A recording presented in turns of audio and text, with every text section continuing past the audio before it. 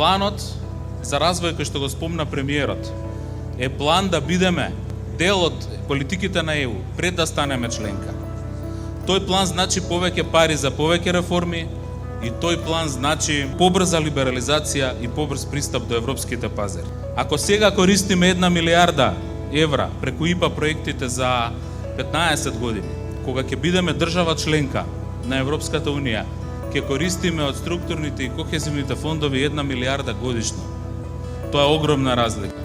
За минатите 15 години ние имаме искористено околу 1 милиарда, а Хрватска, откако е членка, за 10 години има искористено 25 милиарди евра. Затоа е возможно денес да се во еврозоната, затоа е возможно денес да се во Шенген зоната, затоа денес нашите млади луѓе одат да работат во Хрватска.